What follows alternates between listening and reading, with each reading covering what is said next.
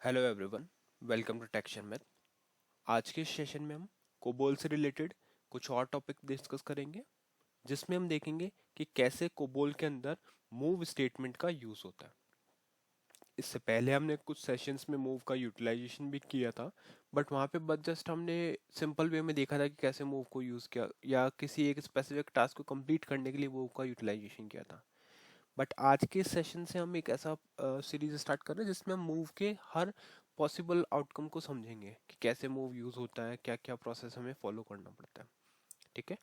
और इसका बेनिफिट क्या है, क्योंकि आप लोगों ने देखा होगा इवन प्रोजेक्ट्स में भी काफ़ी जगह पे मूव यूज़ हुआ है वैल्यूज़ को मूव करने के लिए वन प्लेस से अदर प्लेस में, है ना। तो इस सेशन में स्टेप बाय स्टेप तीन तरह के यूज़ केस देखेंगे मूव के। और एक एक चीज़ को अपन पहले कोड में समझेंगे कि कोड में कैसे वो यूटिलाइज हुआ है, और फिर उस चीज़ को सेम चीज़ को इम्प्लीमेंट करेंगे अपने मतलब उसका आउटपुट देखेंगे और फिर आप वो चीज़ इम्प्लीमेंट कर सकते हो अपने प्रोजेक्ट्स में। बट सेशन स्टार्ट करने से पहले जस्ट एक रिकमेंडेशन है कि अगर आप लोगों ने प्रीवियस सेशंस अभी तक नहीं देखे तो पहले आप वो कंप्लीट कर सकते हो, क्योंकि ये सारे जो सीक्वेंस सेशंस हैं पूरे प्लेलिस्ट के अंदर वो एक प्रॉपर सीक्वेंस फॉलो करते हैं। तो अगर आप सिक्वेंशली ही पढ़ोगे तो आपको और भी ज़्यादा इजीली ये चीज़ें क्लियर हो जाएंगी। ठीक है। तो आई होप आप लोगों ने पहले वाले सेशंस अगर मिस किए हैं तो आप वो कवर कर लेंगे। और अभी के लिए अपन टेस्ट पीजीएम वन में जो मैंने कोड बनाया हुआ है वो समझते हैं कि कैसे मूव अपकोड वहाँ पे मूव स्टेटमेंट वहाँ पे यूज़ हो रहा है। ठीक है। तो इसको ओपन करते हैं। हर बार की तरह सबसे पहले हमें आइडेंटिफिकेशन डिवीजन ब्लॉक स्पेसिफाई करना है। तो यहाँ पे आप देख सकते हो आइडेंटिफिकेशन डिवीजन ब्लॉक के अंदर हमने प्रोग्राम की आईडी और ऑथर स्पेसिफाई किया हुआ है। जिन लोगों को नहीं पता डिविजन्स के बारे में, ऑल्दो हम डिस्कस कर चुके हैं डिटेल में इसको प्लेलिस्ट में, बट अभी मैं आपको एक शॉर्ट में बता देता हूँ कि आइडेंटिफिकेशन डिवीजन वो ब्लॉक होता है जो प्रोग्राम के आइडेंटिटी रिलेटेड इंफॉर्मेशन शो करे। ठीक है। तो प्रोग्राम आईडी भी क्या शो कर रहा है, प्रोग्राम के नेम को। तो अगर आप यहाँ देखोगे तो टेस्ट पीजीएम वन ये प्रोग्राम का नेम शो कर रहा है। फिर हमारे पास है ऑथर जो डिनोट करता है ऑथर के नेम को, है ना। ऑथर का नेम क्या है, टेक्शन विद। अब यहाँ पे लाइन नंबर 5 से लेकर लाइन नंबर 7 तक जो है वो हमारी कमेंट लाइन है। कमेंट लाइन कैसे लिखा जाता है, जब भी आप 7th पोजीशन पे एस्ट्रिक को प्लेस करते हो उसके बाद जो भी आप लिखोगे वो एज ए कमेंट ही कंसिडर होगा। तो बस मैंने आपको एक बॉक्स बना के इसका टॉपिक नेम आज के सेशन का बताया। ठीक है। तो यहाँ से अगर हम काउंट करें तो 1 2 3 4 5 6 7 7th पोजीशन पे हमने एस्ट्रिक रखा और उसके बाद में हमने इस कमेंट लाइन को इनिशिएट किया हुआ है। ठीक है। तो आई होप ये क्लियर हो गया होगा कि कमेंट क्यों यूज करते हैं, और यहाँ पे टॉपिक का नेम हमने डाल दिया मूव स्टेटमेंट इन कोबोल। अब बात आती है डेटा डिवीजन की। डेटा डिवीजन के अंदर हमारे पास एक वर्किंग स्टोरेज सेक्शन होता है। वो सेक्शन हम क्यों यूज करते हैं, जब भी हमें अपने प्रोग्राम के अंदर कुछ वेरिएबल्स को डिफाइन करना हो तो उन वेरिएबल्स को हम डिफाइन किससे करते हैं, वर्किंग, वो सब डिफाइन होते हैं वर्किंग स्टोरेज सेक्शन के अंदर। ठीक है। तो अभी इस डेमो के लिए मुझे बस तीन वेरिएबल्स की नीड थी, तो मैंने यहाँ पे तीन ही वेरिएबल डिक्लेयर किए हैं। बट आपके प्रोजेक्ट में हो सकता है काफ़ी सारे वेरिएबल्स वर्किंग स्टोरेज सेक्शन में डिफाइंड हो, क्योंकि जितने भी वेरिएबल्स आप throughout the program use कर रहे हो वो सभी इसी प्लेस पर डिक्लेयर होते हैं, डिफाइन होते हैं। ठीक है।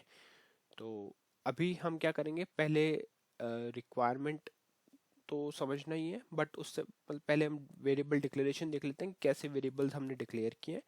फिर उसमें क्या क्या तरह से वैल्यूज को मूव ऑन करा जा सकता है वो समझेंगे, और फिर लास्ट में आउटपुट देखेंगे।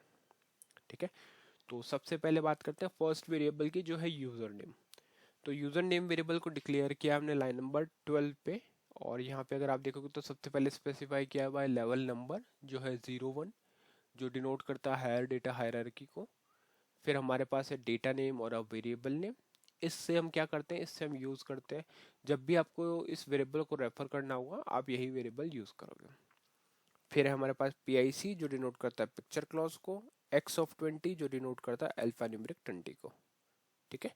तो लाइन नंबर 12 क्या कर रहा है, line number 12 variable user name को डिफाइन कर रहा है जो मैक्सिमम 20 अल्फा न्यूमेरिक वैल्यू को होल्ड कर सकता है।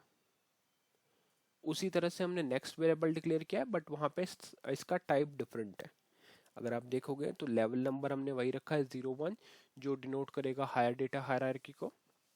फिर हमने यूज किया यूजर आईडी जो डिनोट कर रहा है किसको, डेटा नेम और वेरिएबल नेम। तो जब भी आपको इस वेरिएबल को एक्सेस करना होगा, ये वेरिएबल एक्सेस होगा यूजर आईडी के नाम पे। फिर हमने यूज किया PIC जो डिनोट करता है पिक्चर क्लॉज, और 9 डिनोट कर रहा है न्यूमेरिक 2। जैसे ऊपर x था तो x था अल्फा न्यूमरिक और 9 है न्यूमरिक। तो ये वेरिएबल लाइन नंबर 13 पे हमने ऐसा वेरिएबल डिक्लेयर किया है जो मैक्सिमम 2 डिजिट न्यूमेरिक वैल्यू को होल्ड कर सकता है। ठीक है, अब अगर थर्ड वेरिएबल देखें तो वो है हमारे पास न्यू यूजर नेम से। ठीक है, तो अगर आपको नहीं पता तो इस तरह से भी आप वेरिएबल डिक्लेयर कर सकते हो हाइफन के साथ। तो यहाँ पे लेवल नंबर सेम ही है 0 1।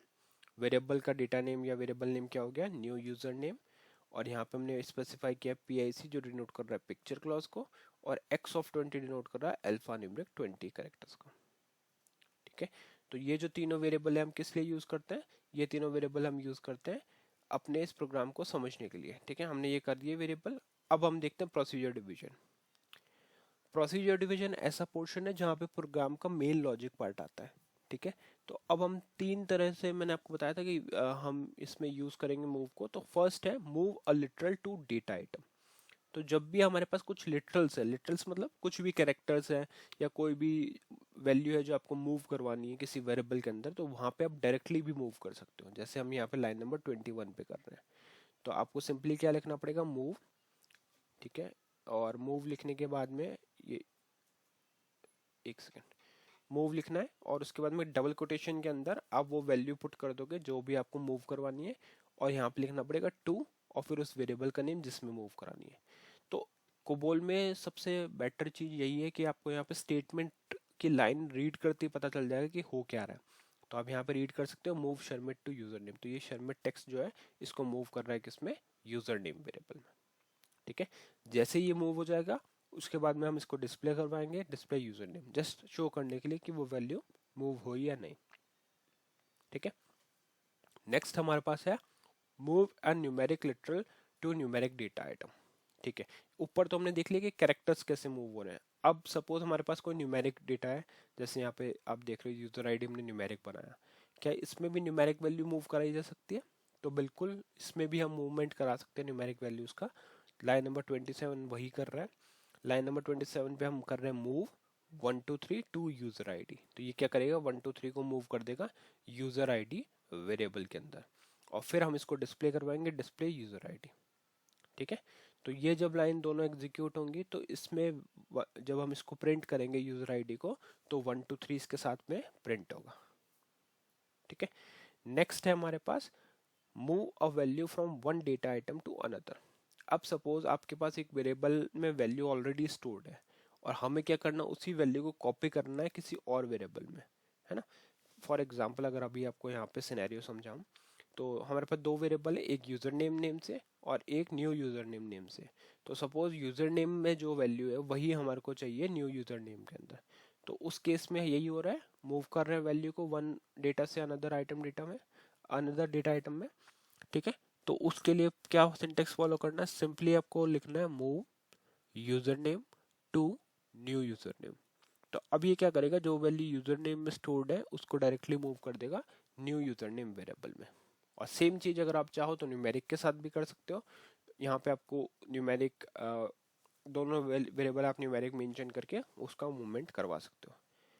तो जैसे ये लाइन नंबर 34 एग्जीक्यूट होगा तो यूजर नेम के अंदर जो भी डेटा है, जैसे भी हमने ऊपर स्टोर किया शर्मित, तो वो स्टोर हो जाएगा किसमें, न्यू शर्मित में, न्यू यूजर नेम में, और वैल्यू न्यू यूजर नेम की क्या आएगी, शर्मित। ठीक है, तो यहाँ पे इसको डिस्प्ले हमें न्यू यूजर नेम को कराना है। ठीक है, तो मैंने लिख दिया डिस्प्ले न्यू यूजर नेम। तो जैसे ये लाइन एग्जीक्यूट होगी तो न्यू यूजर नेम डिस्प्ले हो जाएगा, और बाद में हम स्टॉप रन करेंगे प्रोग्राम को टर्मिनेट करने के लिए। ठीक है, कंपाइल करते हैं, कॉल करते हैं। पहला आउटपुट आया हमारे पास शर्मित। ये किस लिए आया था, क्योंकि हमने वहाँ पे लिटरल्स को मूव किया था और मूव करते ही इसको प्रिंट करा था, तो मूवमेंट सही हुआ, इसीलिए हमारे को यहाँ पे टेक्स्ट दिख रहा है। एंटर करेंगे, नेक्स्ट आ गई numeric value, numeric value properly आ चुका है। फिर हमारे पास न्यू यूजर नेम का डेटा, तो कंफ्यूज नहीं होना, ऊपर वाला यूजर नेम का प्रिंट हुआ है और नीचे वाला न्यू यूजर नेम। ऑल्दो जब हम उसमें वैल्यू कॉपी कर रहे हैं तो रिजल्ट दोनों का सेम ही आएगा, क्योंकि एक वैल्यू को हम दूसरे में मूव करा रहे हैं और वैल्यू यही स्टोर्ड है उसमें।